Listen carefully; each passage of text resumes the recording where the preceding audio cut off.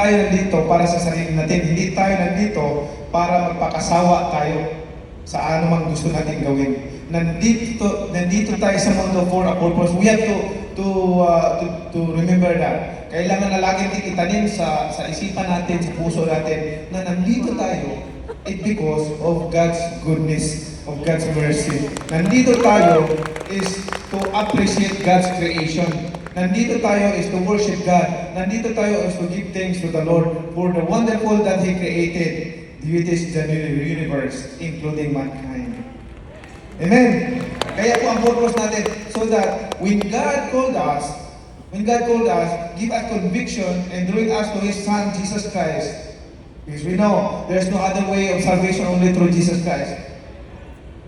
Kaya namin may kasabihan kami sa Bisaya, ayaw pagtutugaw kamatay, wala pa kay Jesus Christ sa mo kinabuhi. Kaya may pero ka. At sa huwag ka munang mamatay hanggat wala ka mang Jesus Christ sa buhay mo kasi imposible pupunta ka sa langit. Kasi sabi ni Jesus Christ, I am the way, the truth, and the life. No one comes to the Father except through me. So, we should remember that. I know most of the audience here are Christian, believing Jesus Christ. So we should understand that we have a great responsibility being a follower of Jesus Christ. So it's like talents of gold. It's a talents of gold that God gave us to us. Kung depende sa situation mo, like me, I consider myself that I received the 5 talents of gold. So that talents of gold, I have to maximize and bring more souls to the kingdom of God. It depends on your situation. When God called you to His kingdom, like kung ikaw ay katulong, then yung mga lahat ng mga katulong, yung mga nasasakupan mo, mga kasama mo, pwede mong isuwin sila para matala mo sa kaharian ng Panginoon. At pagdating ng panahon, when God appears a second time, sabihin sa iyo, well done, good and faithful servant. Come, enter to my paradise. Ang sarap sabihin, marinig sa Panginoon na well done, good and faithful servant. But, gusto kong ikwento sa inyo, paano ba ako naging born again? Paano ko ba tinanggap si Jesus Christ? Alam niyo po, for how many years? Starting, siguro 2004. Maraming siyempre ako po ay talagang devoted sa ibang paniniwala. 2004, ang daming nagba-Bible study sa akin, mag-school winning, marami akong pastor pumunta doon, nagdala Bible ganyan, tapos nagreguluhan ako ng Bible. Okay lang, kasi sabi ko, naniwala ako ng Bible, but I thought I'm a godly person, right? Nagpupunta ako sa simbahan every Sunday, tapos minsan sa pag Friday, nagsisilip ako ng kandila. Ganun yung mga ginagawa ko na talagang tapos suot ko palagi yung rosary. Besides sa rosary, mayroon pa ako ritong ribulto nga sa bulsa na Santo Niño para sigurado. Ganun pakiramdam ko ng araw. And then, sa dami nagbabible study sa akin, ang isip ko, ay, godly naman ako eh. Lagi ako sa simbahan, tanong ko pa kayo pagdating sa pagsisimba sa Panginoon dahil many times ako a week pupunta sa simbahan, nagsisilya ako ng kandila, nagpipray ako, nagro-rosary ako. And then yun po yung time na yun na ang daming pupunta sa akin na mga pastor, kahit sino, pinabible study ako. And then, lumipas yung ilang taon ngayon. Siguro, that time na, 2008, 2009 na, pakunti yung mga nagbabible study susulirin sa akin kasi parang hindi ako matatablan dahil siyempre, devoted po talaga ako na, pero ang pinakamaganda yan, nagpapasalamat ako sa mami ko, Mami D, na itinanim sa isipan namin na without God, we are nothing. No? Whether we believe that this is right or not, it depends. Basta kaya importante sa bata, matanim sa isipan nila na may Panginoon. And then, Tingnan nito, pag hindi kayo magkasal, wala kayong pag-inom sa buhay, parang wala, useless ang buhay mo. So, yung tingnan sa amin ng si Mami T, grabe. Strict masyado mag-disiplina sa amin. Pag sinabing ganitong oras, pag lumpas ka kahit isang minuto, palo ka na. Basta kailangan may oras kang binabantayan pagdating ng alas 6, kailangan sa bahay ka na. Kasi pag lumpas ka ng kahit isang minuto, palo ka na. So, ganun po kami disiplina ng mami namin. So, pasalamat kami dahil may mami kami na gano'n, madisiplina. So, lumipas po yung panahon, siguro, yung mga pastor, nagsawa na siguro ng Bible study sa akin. Kasi, siyempre, nag-Bible study kami. Yung parang, nag-attend din ako. Siyempre, ako, nagniwalay na ako sa dala ko laging yung rosary. But the thing is, pag sa Sunday, pupunta po ako sa simbahan, nagsisimba ako. Pero iniisip ko, pag Monday hanggang Saturday, lagi ako, nagkakasino ako, nagsasabong ako, and then, ang dami kong girlfriend noon. Ganun. Hindi ko na po sasabihin, basta marami lang. Kasi 2009, 2010, prime po ng career ko. I was the #1 best fighting pound per pound in the world. 2008, 9, 10, 11, and 12. #1 pound per pound po, best fighter in the world. So, nasa prime po ako. So, nung time na yun, 2008, 9, 2010, yung mga pastor sumuko na rin sila kasi siyempre.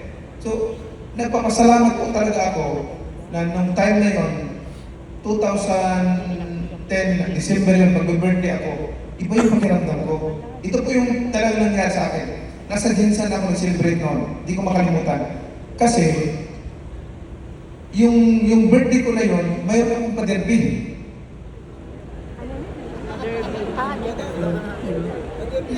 2000, di ko makalimutan, 2010, December 17, mayroon akong 7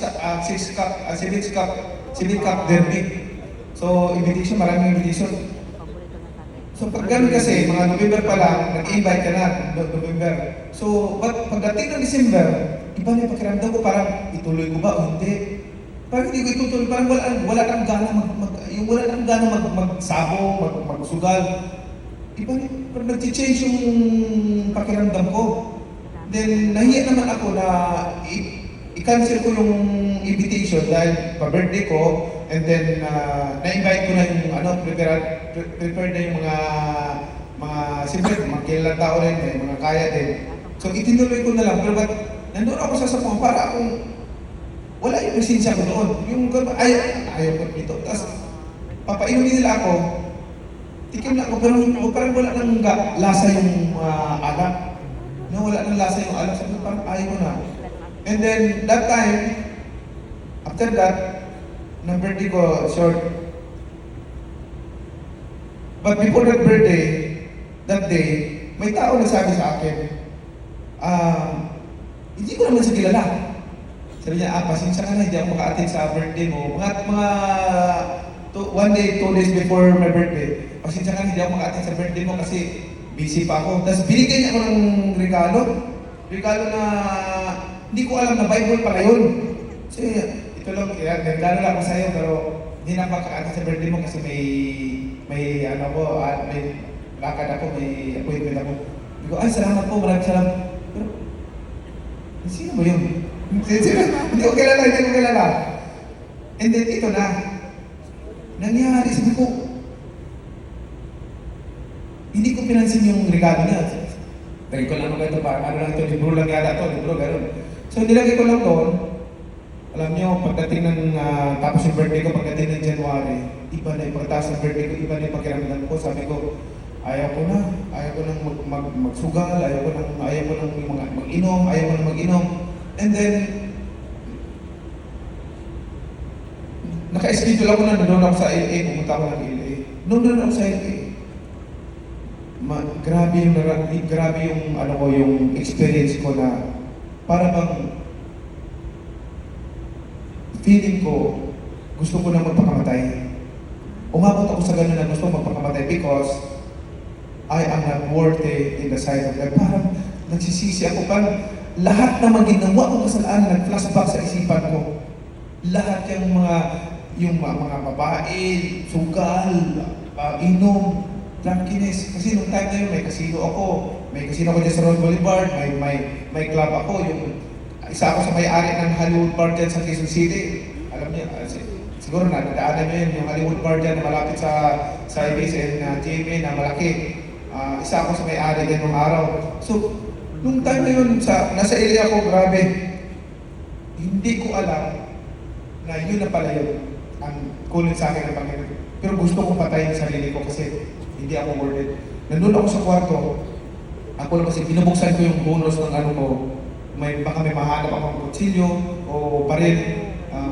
Gusto ko na mag-iin yung life ko kasi iyak ko nang iyak, sabi ko, Lord, I am not worthy in your presence. Mabuti pa, mamatay na ako because hindi ako karapat dapat sa Panginoon. Useless ang buhay ko. Despite of all those things that you have given to me, you brought my family from nothing to something like, sabi ko gano'n, tulungan ko yung mga magulang ko, naayos ko yung pamumuhay ko, pero ginagawa ko yung lahat ng mga kasalanan na nagawa ko. Grabing conviction na nangyari sa akin. And then, hindi yung anong pakiramdam ko, yun, nag-request ako ng Bible, tinawagan ko si Dayan. Dayan! Kilala niyo si Dayan Castillo, di ba? Dayan! Si Dayan nandito sa Pilipinas, ako nandun sa Los Angeles. Dayan, may kilala ka bang pastor? Sabi, ha? Bakit? Sabi ko, gusto ko mag-Bible study. Gusto ko mag-Bible study. Sabi niya, sige, maghanap ako. Matagal man nakahanap si Dayan. Kumbaga, ano siya, yung balikan mo ako. Sabi ko, balikan mo ako. Sabi ko, ang ginawa ko, doon lang. Nagtanong-tanong ko, sino bang may pastor dito? Sus, ang nangyari. Ito ang nangyari.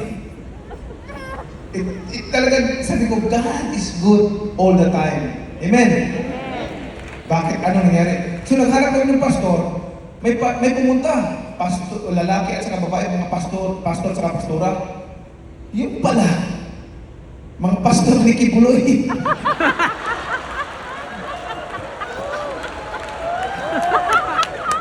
Pastor ni Kibuloy.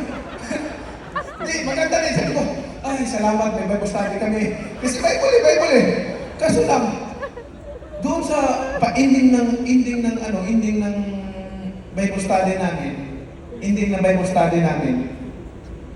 naisingit yung Jesus Christ, yan yung Father. Bago appointed son, yung anak na si Pastor Apollo Sikipuloy. Ito ang maganda. Ito hindi ko makakalimutan ito. Ito ang maganda. Nung sinabi niya sa akin yan, good thing naman talaga. Sabi ko, God is good all the time.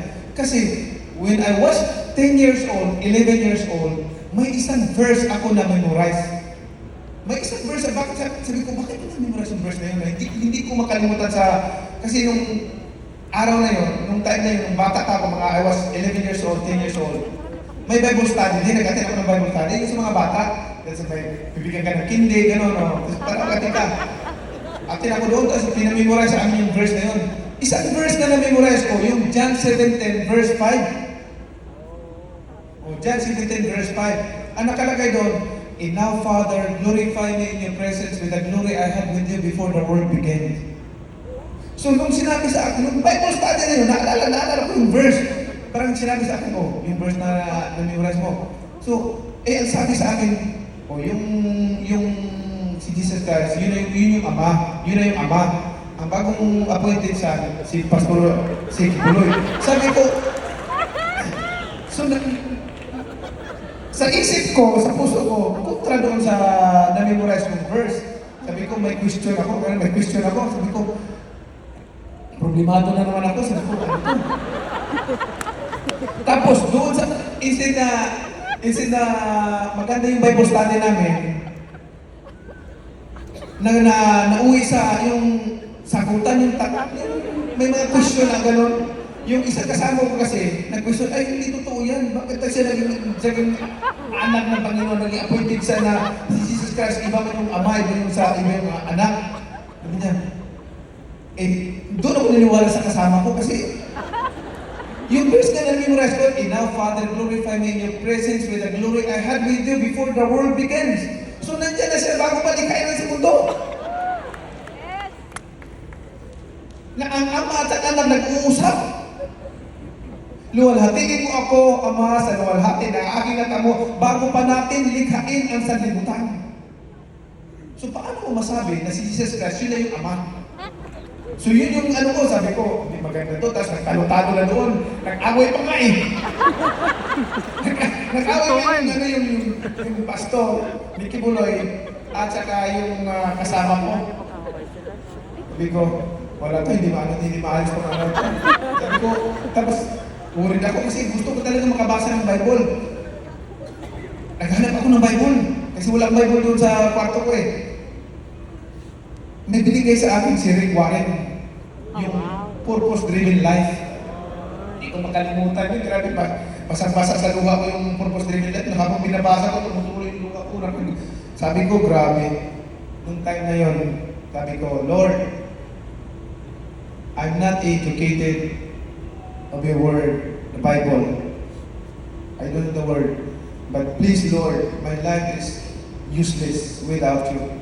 Please, Lord, my life is not working without you. Wala, mabuti pa mamatay na. That moment, sabi ko, Lord, just give me wisdom and knowledge and understanding of your word. Because kung buhay ko, useless mo, wala ka. Surrender ko sa iyo. Wala naman, hindi ko makalimutan yung oath ko na yun. Nung nakaluhod ako, umiiyak ako, na gusto ko nang i-end yung life ko because I am not worthy in your presence. Because of your holiness, O God. Sabi kong gano'n, I am not worthy, O God. Hindi ako karapat dapat Panginoon eh. Magbanggit sa name mo, hindi ako worthy. Kasi makasalanan ako. Yung time na yun, hanggang ngayon, lagi kong inaalala yun para laging buhay ang Panginoon sa puso ko. And then, dinibot ko yung sarili ko sa pagbabasa ng Bible, day and night, pray continually, regularly, naglumuluhod ako, face on the ground, Lord. Kumbaga, it's not enough to humble myself before God na sa tingin ko, yung nagawa kong mga kasalanan sa Panginoon, kung ako lang tao, hindi ko mapapatawad. Pero I know God's mercy and love endures forever. That's why I pray. Yun po yung turning point ko sa buhay na commitment ko. Because hindi natin madadaya ang Panginoon sa buhay natin. We can claim that we are Christian outside. We can say, I am Christian, I am a follower of Jesus Christ. But only God knows our hearts. Only God knows our works, our deeds. So brothers and sisters, make sure that your daily activity should come from your new identity. And our identity is Jesus Christ. Wherever we go, there is Jesus. Big name, Jesus Christ.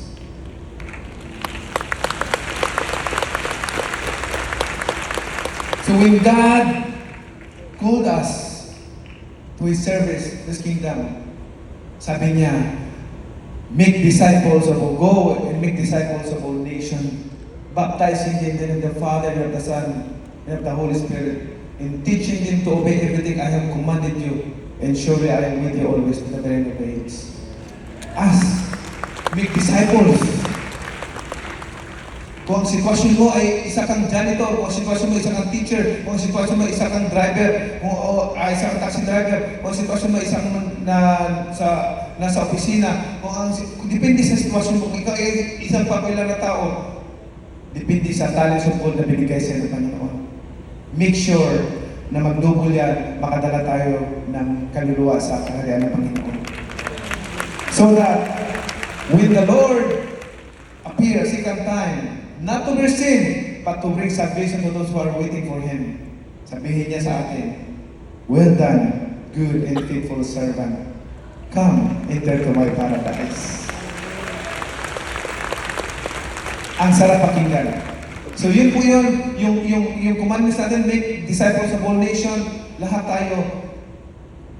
Ang question ay, ilang taon na ba tayo naging Christian? Ilang taon na ba natin tinanggap si Jesus Christ at naging nabago yung buhay natin? At ang tanong, ilang kaluluwa na ba, ilang tao na ba ang nadala natin sa kaharian ng Panginoon at nagsiservisyo hanggang ngayon patuloy nagservisyo at kinumit ang buhay sa Panginoon? Nasa ating sarili kung ilan na ba ang inspired sa buhay natin. Masaya ako, ikwento ko lang sa inyo, sadali lang. Masaya ako kasi yung Bible study na yun, alam nyo, yung mga Bible study na yun, may naging pastor, may naging pastora, doon sa Bible study namin ngayon. Ngayon, may mga church na rin sila. In fact, may mga, pag ma-anniversary nila, in-invite nila ako para maging speaker sa church nila. So, doon sa church nila, iba-iba. May bakla doon na naging lalaki na. Sabi niya, gusto ko na maging lalaki. Hindi, bakit? Tinamlihan mo. Ginano mo yung bago, binago mo sa sarili mo, yung postura mo. Hindi. Ngayon ko na natindahan yung mahalaga ng buhay pala. Pag-create ka ng Panginoon lalaki, lalaki ka. Hindi ka pwedeng ano. Pag-create ka ng Panginoon na babae, babae ka. Diba? Amen? Ganyan tayo as Christian because sabi nga ng Panginoon, kung ang kamay mo, isang kamay mo, kung to stumble and going, parang magkasala ka sa Panginoon, putulin mo. Mas mabuti pang wala kang isang kamay na pupunta ka sa langit kaysa may isang, kumplito yung kamay mo, pero papunta ka naman sa hell. Ang buhay natin dito sa mundo, hindi murgit. Paano kami, no? Paano ang Panginoon? Paano natin mapasaya ang Panginoon? Hindi yung katuwiran na, paano lang kami, naramdaman namin, yung feeling namin, paano naman kami, mamahalan naman kayo. Panginoon, our God is love. So, therefore, naglalamahal kayo. There is a wrong love. May maling pagmamahalan.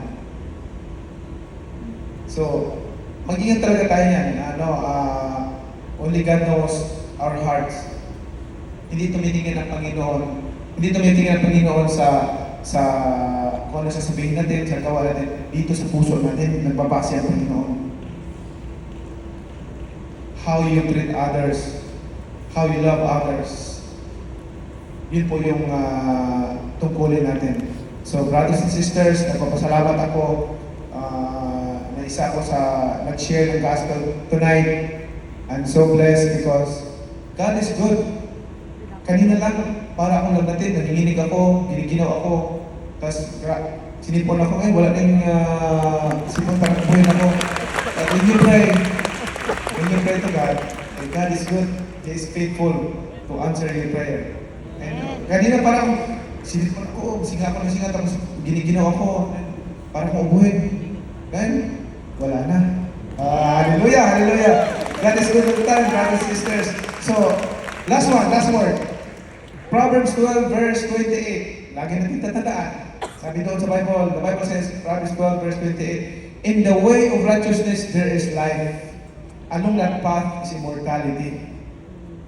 So, alam naman din, ang Panginoon lang kakaalam sa mga gawa natin. So, kailangan totoo tayo sumusunod sa Panginoon. Make sure that our daily activities should come from our new identity, Jesus Christ. Maraming salamat po. God bless you.